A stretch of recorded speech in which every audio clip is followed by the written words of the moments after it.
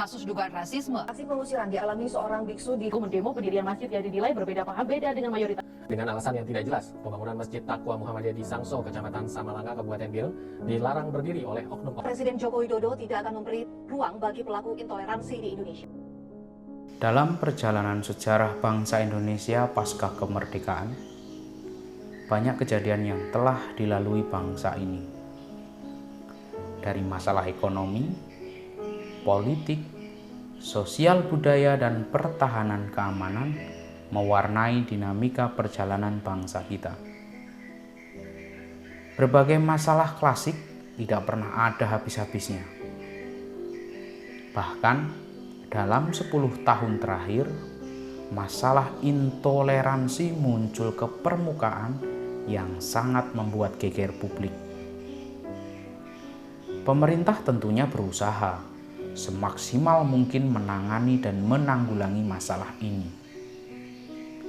Namun yang terjadi, publik malah melihat pemerintah seperti kewalahan menangani dan menanggulanginya.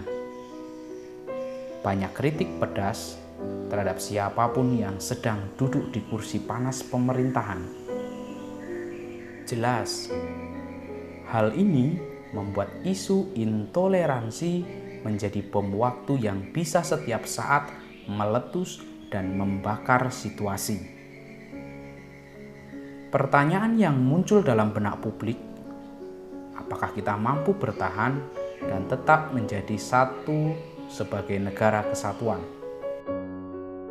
Jika menilik ke belakang dan membuka lembaran sejarah bangsa ini, seharusnya kita yakin judul album penyanyi legendaris Indonesia, Chrisye, Badai Pasti Berlalu, akan menjadi kenyataan.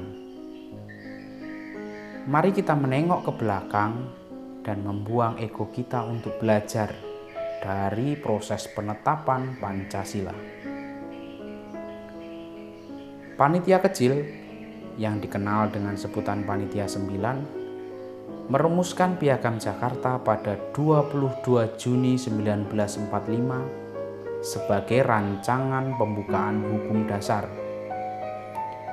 Di dalam rumusan yang disepakati, 5 rumusan dasar negara itu: ketuhanan dengan kewajiban menjalankan syariat Islam bagi pemeluk-pemeluknya, kemanusiaan yang adil dan beradab, persatuan Indonesia, rakyatan yang dipimpin oleh hikmat kebijaksanaan dalam permusyawaratan perwakilan, dan keadilan sosial bagi seluruh rakyat Indonesia.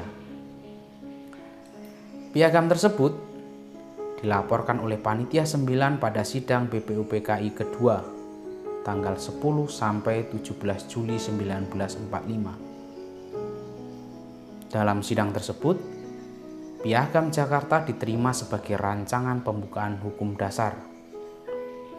Dan di akhir sidang, kesepakatan hasil sidang BPUPKI kedua adalah rancangan hukum dasar yang terdiri dari 3 bagian, yakni pernyataan kemerdekaan, pembukaan hukum dasar, dan batang tubuh. Dalam dinamika masa pendudukan Jepang, BPUPKI diubah oleh Jepang menjadi Dokuritsu Junpei Inkai atau Panitia Persiapan Kemerdekaan Indonesia yang kita kenal dengan sebutan PPKI. Setelah bom atom dijatuhkan di Hiroshima pada 6 Agustus 1945 dan Nagasaki pada tanggal 9 Agustus 1945, Jepang menyerah tanpa syarat pada sekutu pada tanggal 14 Agustus 1945. Hal ini dimanfaatkan bangsa Indonesia untuk memproklamasikan diri pada 17 Agustus 1945. Karena terjadi status quo atau kekosongan kekuasaan di Indonesia. Sehari setelah kemerdekaan, dijadwalkan PPKI akan mengadakan sidang untuk menetapkan rancangan hukum dasar menjadi Undang-Undang Dasar. Namun, ada kejadian yang penting menjelang proklamasi.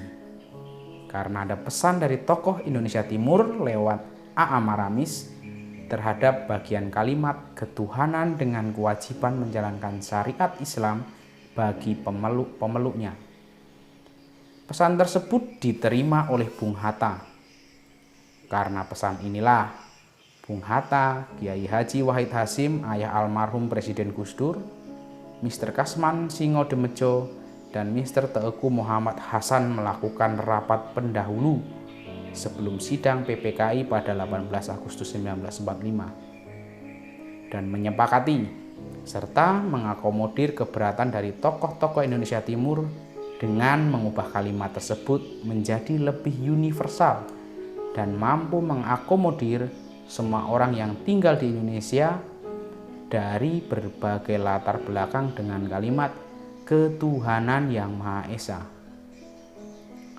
Pada 18 Agustus 1945, dalam sidang PPKI, disahkanlah rancangan hukum dasar menjadi Undang-Undang Dasar Negara Republik Indonesia tahun 1945 dengan rumusan dasar negara yang kita kenal sekarang, yakni ketuhanan yang Maha Esa, kemanusiaan yang adil dan beradab, persatuan Indonesia, kerakyatan yang dipimpin oleh hikmat kebijaksanaan dalam permusyawaratan perwakilan, dan keadilan sosial bagi seluruh rakyat Indonesia. Saat sidang PPKI inilah Pancasila disahkan menjadi dasar negara bersama dan satu kesatuan utuh dengan pembukaan Undang-Undang Dasar dan batang tubuh yang tak terpisahkan.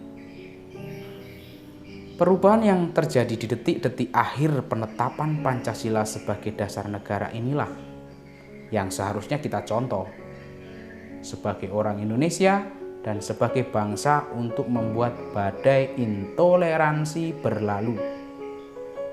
Apalagi contoh nyata sudah ada dan terekam jelas dalam lembaran sejarah bangsa ini.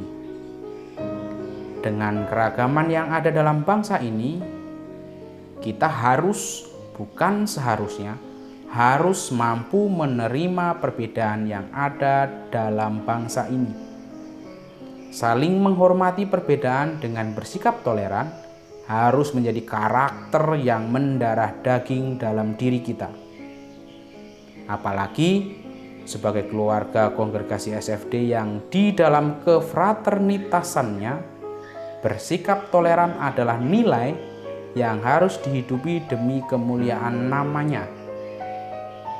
Pertanyaannya sekarang, apakah kita ingin atau memang ingin agar persatuan yang ada pecah menjadi kepingan-kepingan kecil dengan penuh konflik?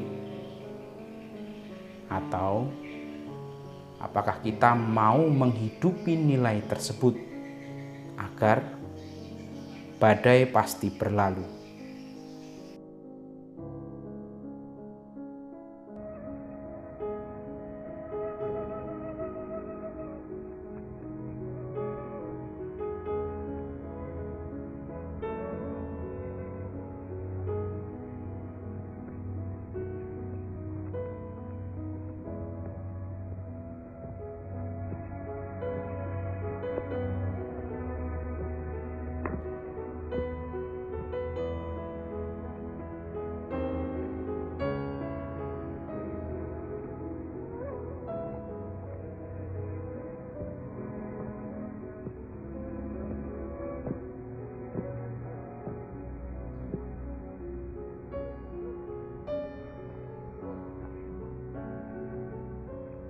Semua.